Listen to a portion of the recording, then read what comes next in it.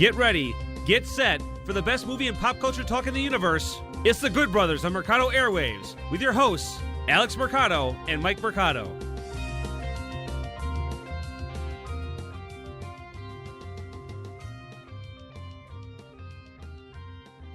What is going on, friends? Welcome into the Good Brothers. I'm your host, Mike Mercado, and the Good Brother himself, Alex Mercado, has gone on a mission with the Asgardians, so he has left me to defend Earth by myself with each and every one of you. But we can do it because we have a busy show today. We're going to continue our conversation about Avengers Endgame, a spoiler-heavy discussion, a part 2 of our discussion of Avengers Endgame, and then we dive deep of Game of Thrones Season 8, Episode 3, the Battle of Winterfell, all the thoughts and fallout of that. We also tackle some of the quick notes of the film and entertainment world. So why don't we get right into it? So to give you guys a little bit of time before we get into spoiler discussions about Game of Thrones and Avengers Endgame, continue our conversation of Avengers Endgame. You can hear part 1 of that in the archives right now. We will go to the quick notes of some things we got to hit on here in the entertainment world. So it gives you a little bit of time to join us for a little bit and then jump out if you still have a date night to go check out Avengers Endgame, or if you have to catch up to Game of Thrones. So the Sonic trailer drops and the world goes boo! At least some of you do, some of you don't. It's an interesting take again, and the world that we are living in right now with nostalgia is the go-to. I think it makes sense to go after Sonic, okay? Like, there is enough goodwill towards that character, even with all the bad games. The problem is how he looks. And I'm not even one of these guys that's picky. He looks good if this was 2007, 2004. The big problem is in a world of, let's not even go major, like the Endgame with Avengers or Star Wars. Something like Pokemon. Look how Detective Pikachu looks compared to Sonic the Hedgehog. That is a big problem. And it shows to me the TLC difference between a movie like Detective Pikachu compared to Sonic the Hedgehog. Now, we haven't seen the movie, so maybe it's great. Maybe Sonic the Hedgehog ends up being better than Detective Pikachu. But to me, from what we can judge from, the TLC is not the same. And I'm not even here to trash the entire trailer. It's not as bad as everybody wants to say it is. But it's not good. And I think that's the problem. It's very indifferent. Unlike some of these nostalgic hits that we do see that do hit people in the feels, that do get people into the theaters. Heck, can you imagine if it was in style animation as Wreck-It Ralph? Or something like what they're going to do with the Super Mario movie in Universal? Illumination? It's like that's, to me, it doesn't have that love in it. Now, there are some cute little cues that they put in there that are fan servicey in a good way. But again, when you're just outwardly looking at it and being critical of it, there is some big misses in it that are no-brainers at this point. And with the competition that you do see, that to me is the big problem. When you're so comparative to a movie like Detective Pikachu, which is going to be, it's comparative. The compare is going to be those two movies.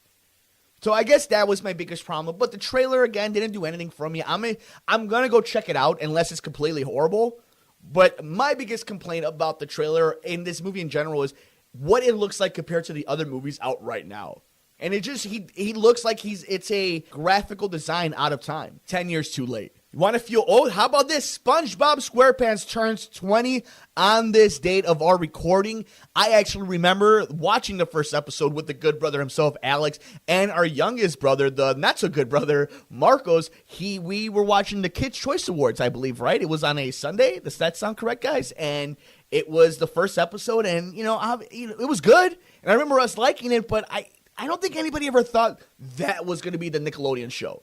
Out of all the shows that are cult classics, that are pop culture relevant, that are mainstream essentially, nothing was like SpongeBob. Nothing is like SpongeBob, and nothing will ever be like SpongeBob outside of Nickelodeon.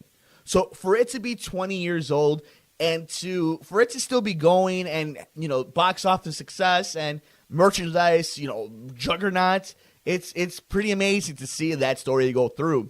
And finally, for our quick notes, Mortal Kombat 11 full review is up right now on our YouTube channel. And if you joined us on Twitch, you watched us go through the whole game. We haven't gotten a chance to talk about it since we have had such a busy time, but I'm going to go back, I believe I gave it about a 9 or an 8 in the Twitch review, but officially on the podcast, I'm going to give it an 8.5. Really enjoyed the story, love the mechanics. I did not like it as much as MK9 or Injustice 1 or 2. Definitely liked it more than MK10, but like MK10 and Injustice 2, the gameplay mechanics are awesome. Really visually a stunning looking game.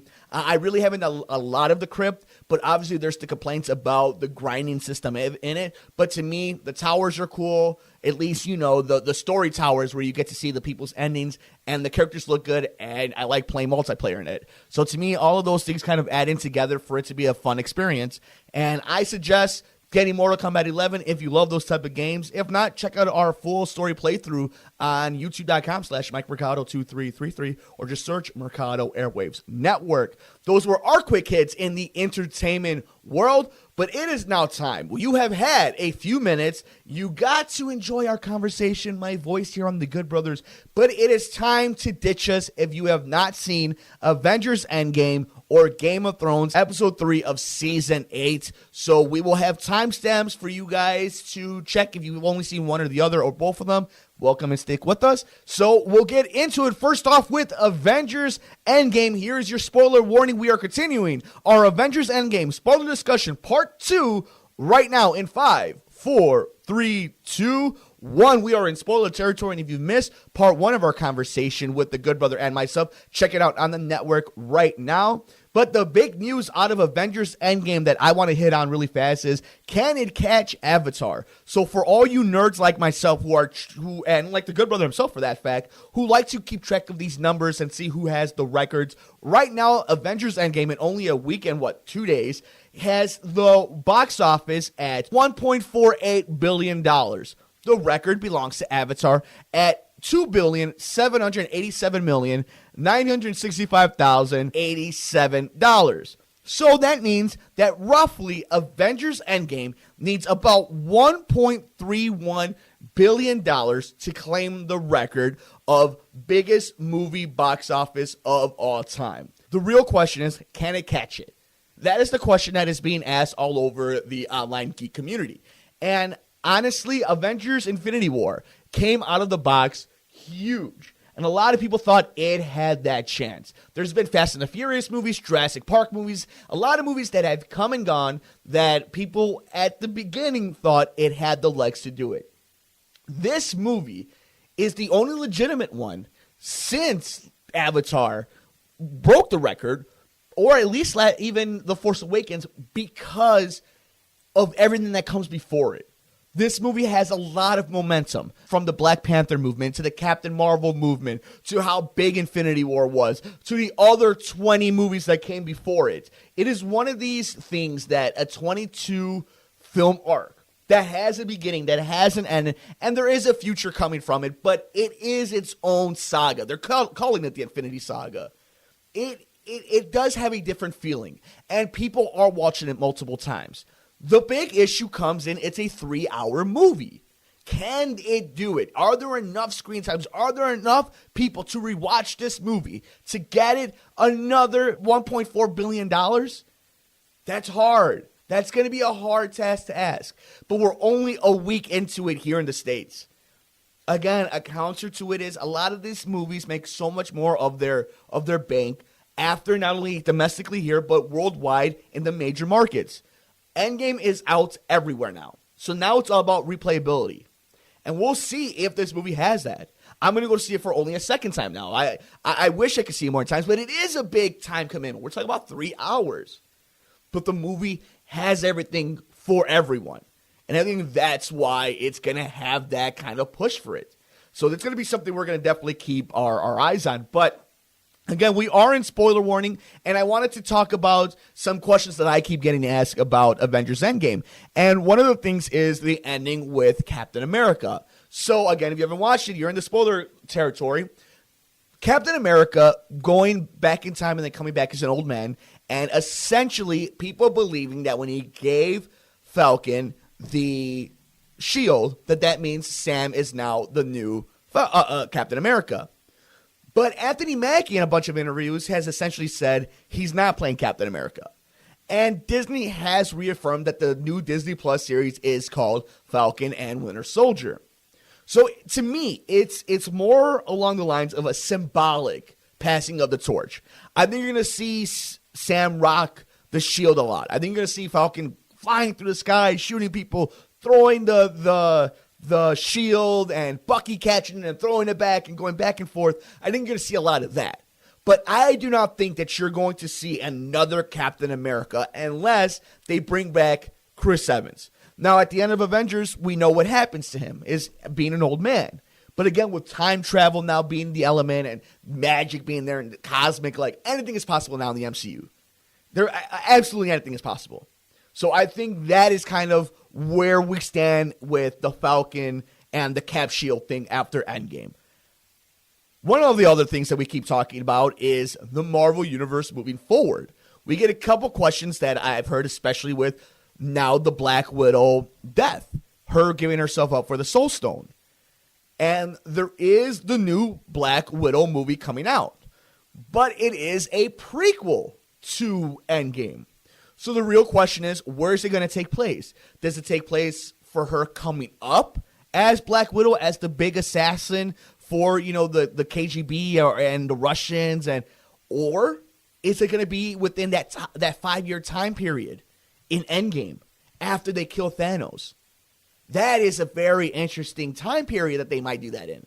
I would love to see her, and when you see the scene of the other Avengers and let's say like Okoye, there's been a rumbling underneath the water. And she's like, well, what do we do? Nothing, because it's underwater. So, to me, it's kind of cool to see, their stories and what they were doing. And maybe that's when we get, the A-Force. And we'll get into that right in a little bit about the A-Force.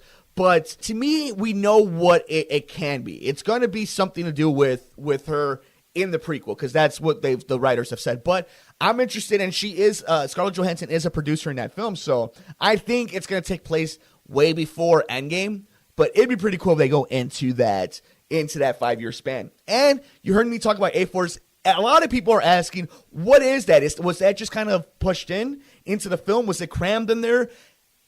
A-Force is the all-female team. And it was kind of one of those cool moments in the movie where, you do see Valkyrie, and then you do see the Wasp, and you do see, Gamora, and just the whole badassery of the women in that film, except for Scarlett Johansson, which kind of sucks that she wasn't, but she's had so many Avengers moments. But to have seen her with, Shuri and Okoye and just the badass women of the MCU, definitely would have enjoyed seeing that. But I think that's what they're moving towards. So a lot of people also ask about the Thor storyline. And I think Valkyrie, who's Tessa Thompson, and you're going to see her with Chris Hemsworth in the new Men in Black film, I think she's going to be one of the leads in an all-female cast-led Marvel film. I don't know when, but it's definitely going to be soon, so I think we should keep our eye out for that. One of the other major stories, kind of about Avengers Endgame, is the Thor fat story. And some people consider it fat shaming. But to me, that's so lazy. It's so superficial. Chris Hemsworth, first of all, we all know how Chris Hemsworth looks, right? There's no confusion of how he looks like Thor, right? But it's a manifestation of how do you make a god character look human?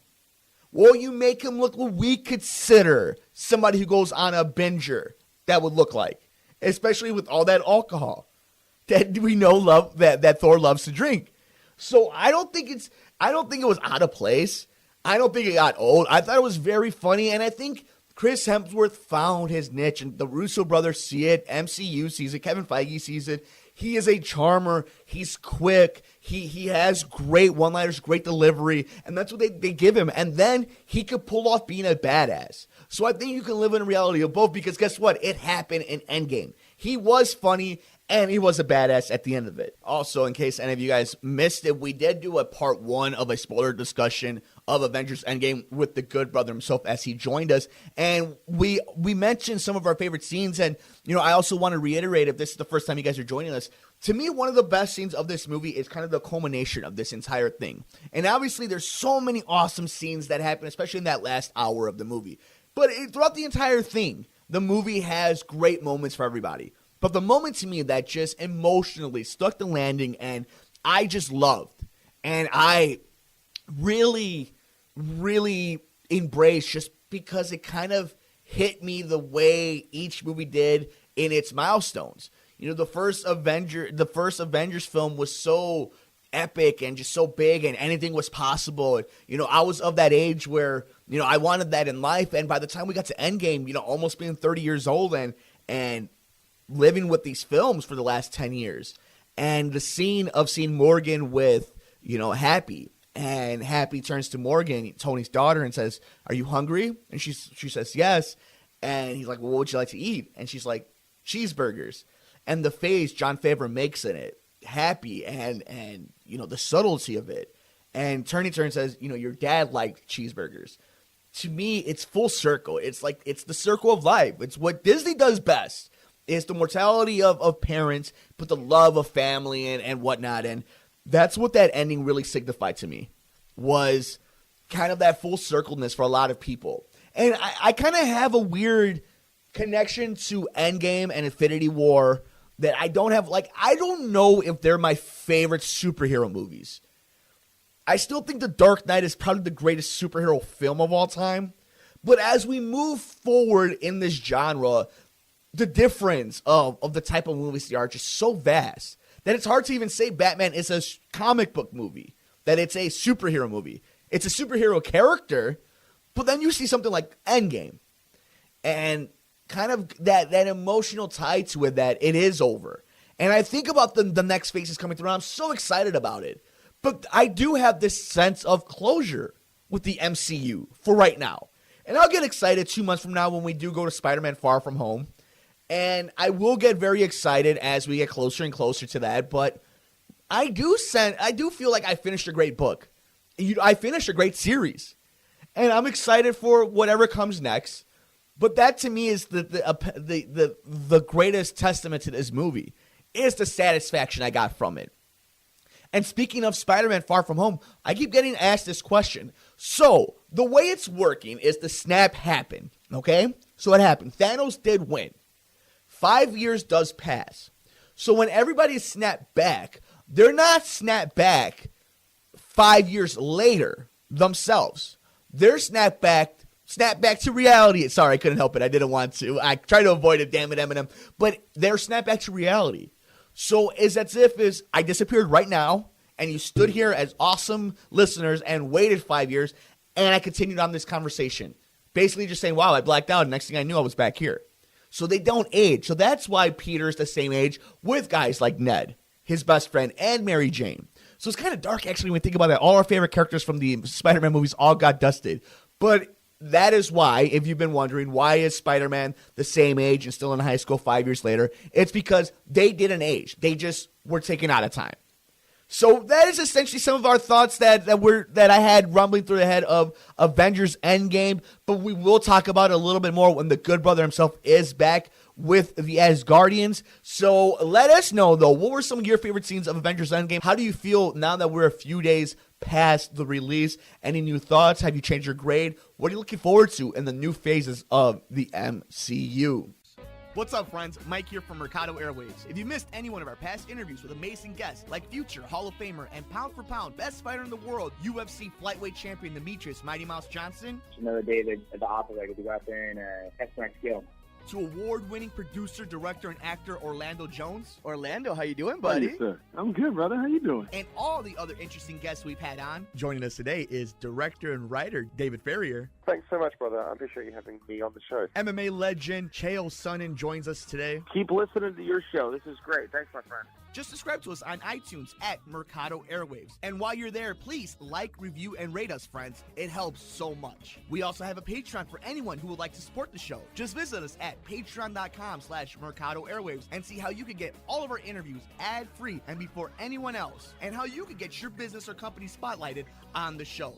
Follow us on Twitter at mmercado2333. Like us on Facebook at Mercado Airwaves. Subscribe to us on YouTube, youtube.com/MikeMercado2333. And if you would like to see what we're up to behind the scenes, follow us on Instagram, MikeMercado2333. Thanks for listening and all the support. We head into Winterfell to watch what it was the most anticipated television show of all time. And I don't think that's hyperbole. I honestly believe it might have been the most anticipated episode ever in TV. Game of Thrones, Season 8, Episode 3. We are talking about the Battle of Winterfell. So, elephant in the room. Was it too dark? Yes.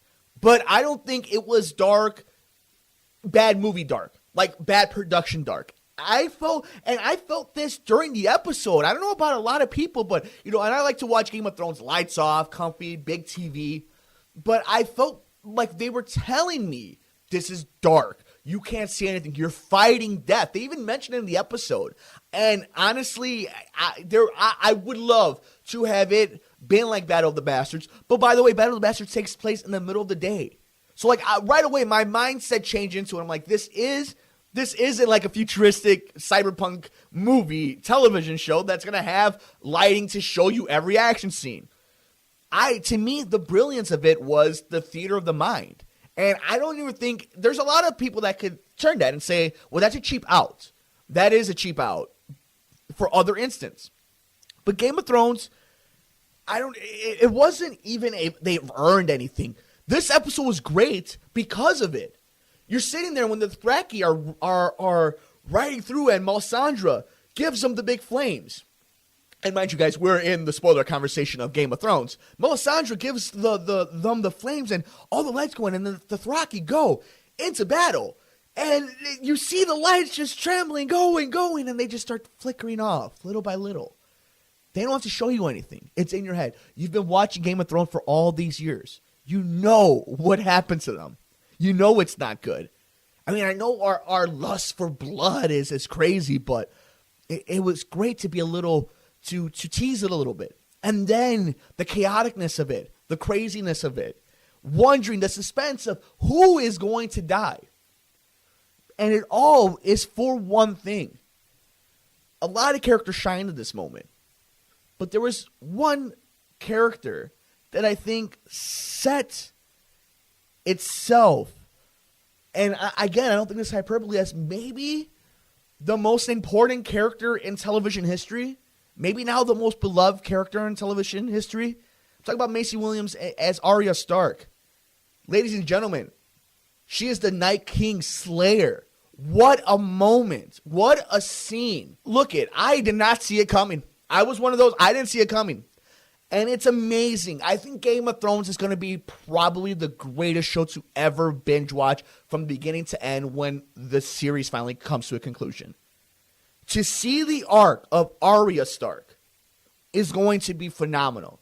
To think of how little she was and shooting the arrow in the beginning, to upstage Bronn, to this time of being, to the storyline of the face with no names, the many faces, and going blind, and people were just so harsh on that storyline. To see it pay off to this point, to see her take command, to be such a strong influence on the show.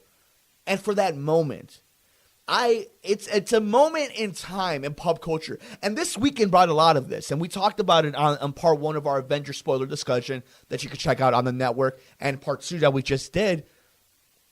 There's not many times in history, in geekdom, in fandom, that we have weekends like this. And so much emotion for two different entities. And to be sitting down and watching... you're thinking the Night King's about to win, to strike his final blow. And he just killed Theon. Jon Snow's about to get killed by one of his son dragons, one of his nephews, right, or cousins, whatever they are. It's his relation with Daenerys, and you see her coming through the sky, and you're thinking to yourself at that moment, no way. And I will admit, just like the videos, my natural reaction, I got up from my couch screaming, hollering, and then he catches her from the neck, and it throws you off a little bit because it throws a little noise in there. Did he just crack her neck? And again, I start howling, no, no, no, no, no.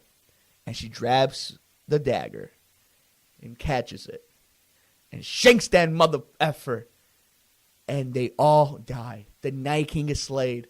The dragon dies. The whites go down. And Arya is the Night King Slayer. And the world rejoiced. And here's the thing. A lot of people wished it was Jon Snow. I get that. I get wanting it to be Jon Snow. But this wasn't, and give credit to the staff, the writers, the entire creative team of Game of Thrones on HBO. They said they've known this for 3 years, that this was going to be the way it went. So that means they sat there and kind of heard some of the criticism and knew what the payoff was going to be. And, you know, here's the thing about Game of Thrones that it does very well, and we should know better.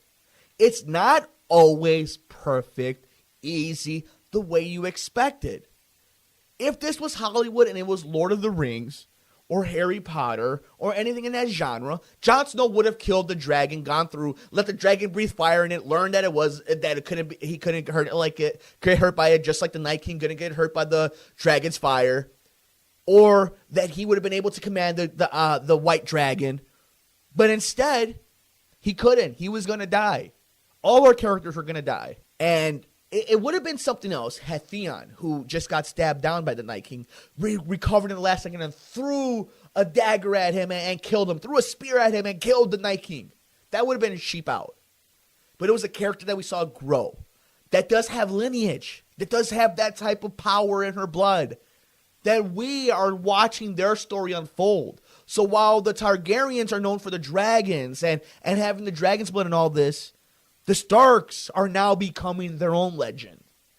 And to see Arya be the one that does it, it felt, again, completed. And the little nods that she got from Melisandre of, you're going to close many eyes, a brown, a green, and a blue. What do we say to death in its face? Not today. I mean, there's so many great callbacks that this show does. Hell, I'm so excited. I might have butchered them. I'm so excited talking about this episode. Because while you can sit there, and if you want to, critique the color of the first 20 minutes, it was too dark. And then ignore what was, first off, a great horror 40 minutes of Arya surviving around Winterfell, the whole gang surviving through the narrow halls and just the candles and these whites just walking down, attacking them. It was a great episode. Such a great episode. And I know a lot of people also talk about there was no dialogue. There was just no story.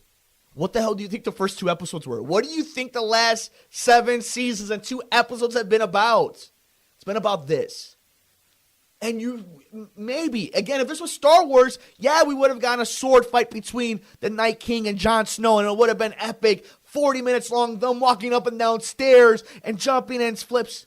This is war. This is quote-unquote gritty real. This is down and dirty. This is Game of Thrones. And we got dragon fights in that same episode. And you want to complain about it was too dark in the middle of the night? Sorry, I had to let that out. It's a great episode. Because this was some of the best television in all time. And I know it's so easy to be hyperbolic and live it in the moment. But again, it's about accomplishments. It's about living up to expectations. Trust me, I watch these things wanting to love them, but I do watch them with a critical eye. And I did notice right away, I noticed right away that people were going to complain about that because it was dark. But I lost myself in it because I was able to, this show is so immersive that it would be pitch black. They wouldn't have any type of help. They wouldn't have an upper hand in this. Talking about those dragon scenes too, by the way. Awesome. Loved how they did do their, Deus Ex Machina to make sure the dragons weren't always involved in the fight. To make sure that they were preoccupied. To make sure that our main characters were always, and that was the great thing too, our main characters always felt like they were in danger. And it's really hard. And this is the difference between something like, let's say, Endgame and Game of Thrones, is we do know Game of Thrones is basically permanent. There's very rare characters, very rare times where they played that card, and it's always for a purpose. We even learned that in this episode. Unlike comic book movies that could bring back people, it's in its nature, it's in its DNA to bring back characters over time. But Game of Thrones, how permanent it is. That had Daenerys turn into the Night Queen, that would have been permanent. That would have been soul crushing. What we've seen, Lady Marman, I forgot to pronounce her name, but she kills the giant, the little girl. She's such a little badass. And they say even in the after the episode, when you watch inside the episode, that she was only a 1-episode character, but she delivered her line so great that they knew they had to involve her more. And she gets a badass way to go out. But when she turns to a white, you feel heartbroken because you knew she wouldn't want to. And that's what this show does. You care about these characters. And we're at that moment now that we're about to go to King's Landing. And Daenerys' army has been crippled. And that's what's ingenious about this episode. Everybody's talking about one thing when they're critiquing it. And then obviously everybody's talking about the big moment of Arya, deservedly so. But the ingenious part about this episode is what happened in the crypt with Sansa and Tyrion, and obviously their conversation. But what now is going to happen with her army? The Dothraki are gone. All that's left is what's there at Winterfell. And Cersei is rolling deep. And she has played it perfectly like she always does. We have 3 more episodes. The show was called Game of Thrones. And that's what it's all about now. I know a lot of people thought it was about the apocalypse. And some people are saying, was it just a forced thing about global warming? Maybe. You could be cynical about it. But it was the perfect plot device to be the most threatening thing we anticipated in the show. And after all of it was said and done, after heroes, quote-unquote, won, Cersei is still the one with all the cards. And that is the brilliancy of this episode and this television show.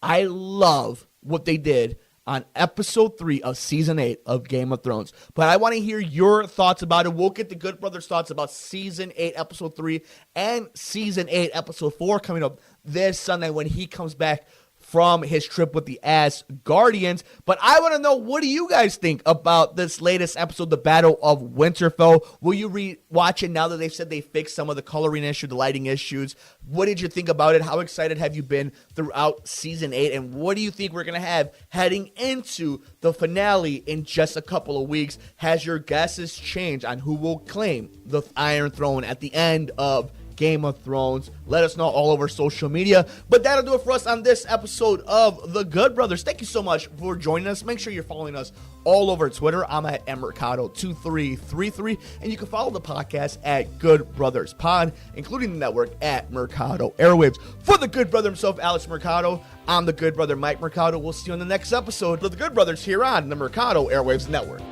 Thanks for joining us here on The Good Brothers, here on Mercado Airwaves. Enjoy our shows? Follow the Mercado Airwaves crew all over social media. Like us on Facebook at Mercado Airwaves. On Instagram, Nicole is at Typing When Tipsy, Alex is at Mercado2121, Mike is at Mike Mercado2333, and our true crime show is at Murder Mysteries and More. And on Twitter, Nicole is at Typing When Tipsy, Alex is at Mercado21Alex, and Mike is at MMercado2333. You can follow the network at Mercado Airwaves. Follow our pop culture show on Twitter at Good Brothers Pod. Get us on the go by downloading our programs anywhere you get your favorite podcasts, like iTunes, SoundCloud, Podbean, Stitcher, and other popular sites. Just search us at Mercado Airwaves. While you're at it, please like, rate, review, and share us with your friends. Visit us on youtube.com/MikeMercado2333. Click the subscribe and like button to get notified every time a new episode or interview is posted. Support Mercado Airwaves by visiting patreon.com/Mercado Airwaves, the home of our interviews with athletes and celebrities, which you can get ad-free and early before it's released to the public. Come play video games with us on Twitch, twitch.tv/Mercado Airwaves Network. Mercado Airwaves is powered by Munch Art Design. Like them on Facebook at Munch Art Design. Voiceover work on Mercado Airwaves is performed by Josh Fox.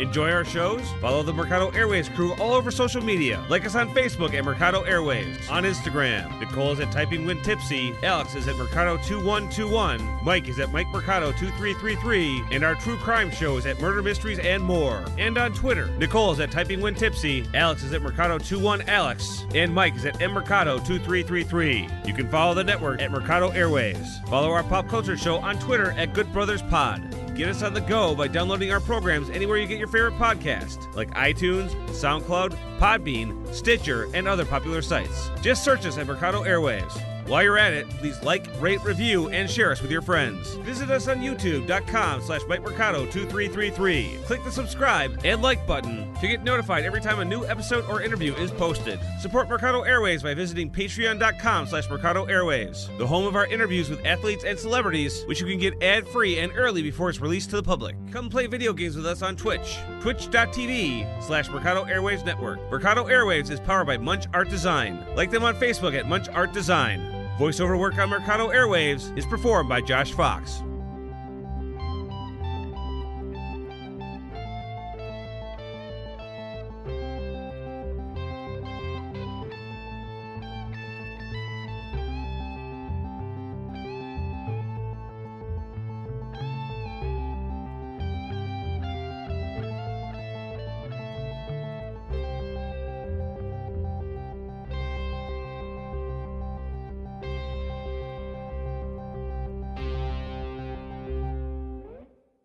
What's up, friends? Mike here from Mercado Airwaves. If you missed any one of our past interviews with amazing guests like future Hall of Famer and pound for pound best fighter in the world, UFC flyweight champion Demetrius Mighty Mouse Johnson, It's another day at the opera. I get to go out there and test my skill.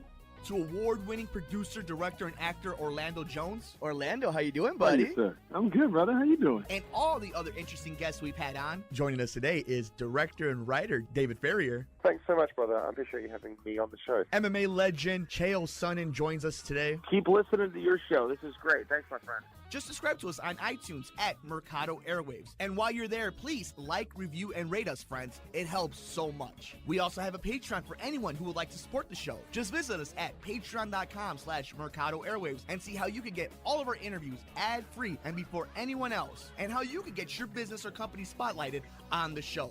Follow us on Twitter at mmercado2333. Like us on Facebook at Mercado Airwaves. Subscribe to us on YouTube, youtube.com/MikeMercado2333. And if you would like to see what we're up to behind the scenes, follow us on Instagram, MikeMercado2333. Thanks for listening and all the support.